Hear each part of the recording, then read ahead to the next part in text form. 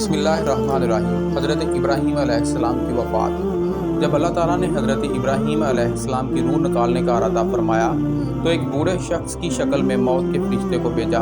صدی سے مروی ہے کہ ابراہیم علیہ السلام کے پاس اناج بہت تھا۔ ایک روز جب کہ وہ لوگوں کو کھانا کھلا رہے تھے، ایک بوڑھا آدمی چلتا ہوا آیا۔ آپ علیہ السلام نے اس کی طرف ایک گدھا بھیجا تاکہ وہ سوار ہو کر آئے۔ جب وہ آ گیا تو آپ نے اس کے سامنے کھانا پیش کیا۔ وہ بوڑھا آدمی جب لقمہ منہ میں ڈالنے کے لیے ہاتھ اٹھاتا تو پہلے ہاتھ چوکنے کی وجہ سے کان آنکھ میں جاتا، پھر بڑی مشکل سے منہ میں ڈالتے۔ دوست کا خیال رکھنا۔ ابراہیم علیہ السلام نے دعا کی تھی کہ انہیں اس وقت تک موت نہ آئے جب تک کہ وہ خود موت کی خواہش نہ کریں۔ جب آپ علیہ السلام اس بوڑھے کی یہ حالت دیکھی تو فرمایا، بوڑھے یہ تم کیا کر رہے ہو؟ اس نے جواب دیا، بڑھاپے کی وجہ سے۔ حضرت ابراہیم علیہ السلام نے فرمایا، تمہاری عمر کتنی ہے؟ جب بوڑھے نے عمر بتائی تو وہ ابراہیم علیہ السلام کی عمر سے صرف 2 سال زیادہ تھی۔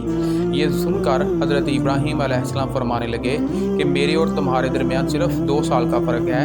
جب میں تمہاری عمر کو پہنچوں گا تو میں بھی تمہاری طرح کا ہو جاؤں گا۔ اے اللہ، اس حالت سے آنے سے پہلے مجھے موت دے دے۔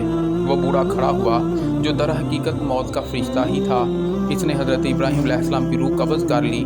اس وقت حضرت ابراہیم علیہ السلام کی عمر 200 سال تھی۔ ایک اور قول ہے کہ 175 سال تھی۔